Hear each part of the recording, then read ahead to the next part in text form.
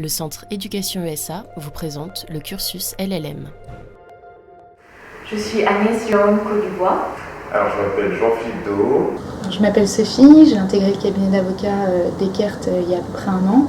Je suis doctorante à l'Université Paris 2 Assas. Je fais une thèse en droit comparé des affaires. J'ai fait un Master 1 en droit des affaires à l'Université Panthéon-Assas. Et ensuite un Master 2 à l'Université Panthéon-Sorbonne en droit anglo-américain des affaires. Et je suis partie à UC Berkeley, Californie, pour faire un LLM. Et ensuite un LLM à l'Université de Saint-Louis, Washington University in St. Louis. J'ai effectué toutes mes études de droit en France, à l'Université de Lyon. Et à la fin de mes 5 années de droit, je suis partie faire un LLM aux États-Unis, à l'Université du Minnesota, dans le nord des États-Unis.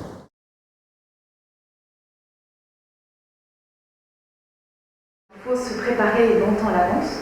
Je pense que c'est vraiment le conseil qu'on doit donner parce que c'est un travail très long et laborieux. Mais c'est vrai qu'il fallait s'y prendre relativement à l'avance, à peu près au moins un an à l'avance, puisque donc il faut d'abord passer le TOEFL. Souvent, ils exigent que vous ayez un certain niveau, un certain score justement à cet examen, qui n'est pas évident.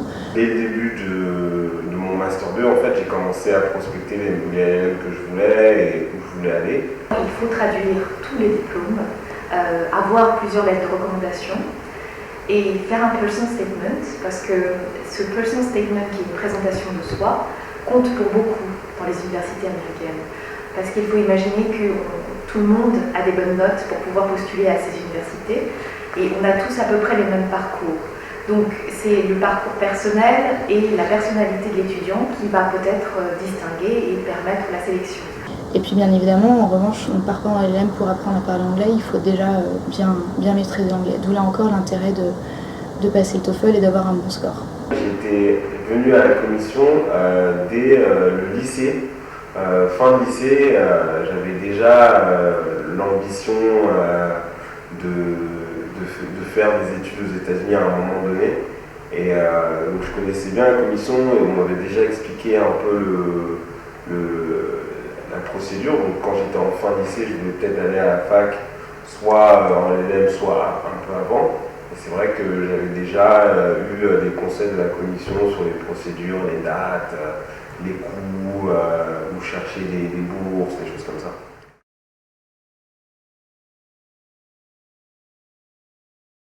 C'était une expérience vraiment extraordinaire. Déjà sur le plan académique, c'était vraiment fabuleux parce qu'il y avait une approche qui est très différente en fait, de l'enseignement qu'on peut avoir en France, une approche très pratique. C'est un système juridique qui est un système juridique de common law par opposition au système français qui est un système de civil law, donc c'est pas la même façon d'approcher le droit. J'ai énormément appris, notamment en droit des affaires, en droit des marchés financiers. Ce qui était intéressant, c'est qu'aux États-Unis, en fait, il n'y a pas d'école de formation du barreau, par exemple pour les avocats. Donc la law school prépare aussi au marché du travail.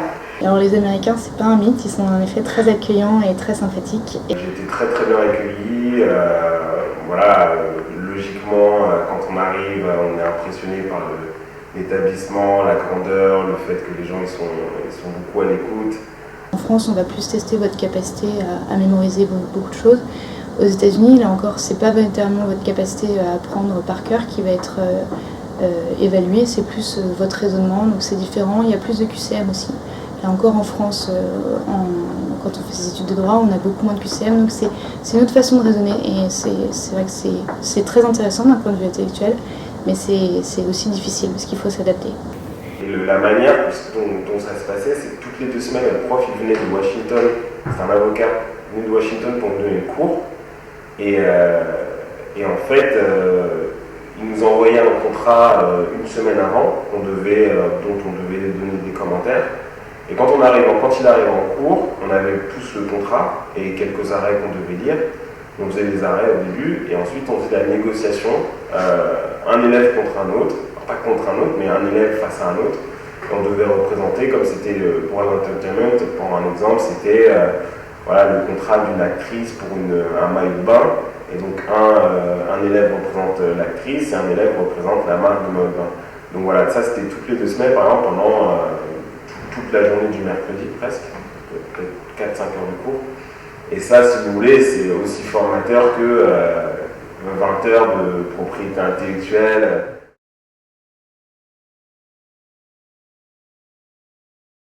C'est vrai que tous les recruteurs que j'ai rencontrés étaient vraiment contents et satisfaits que j'avais fait ça. Le fait d'avoir fait un LM déjà atteste de votre capacité à travailler dans les 2 langues. Ça a été définitivement un tremplin pour ma carrière.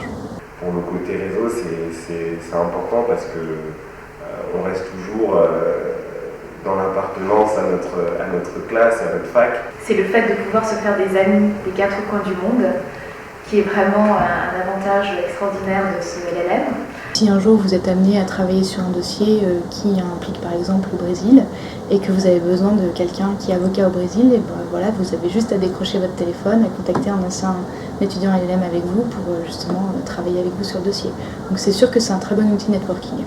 Moi je conseillerais vraiment de faire un LLM parce que je pense que c'est une formation qui permet de bien compléter la théorie, je dirais à la française, par la pratique. Si on a l'occasion de le faire, comme moi j'ai eu l'occasion, c'est vraiment une occasion à saisir tout de suite et on ne regrette pas du tout.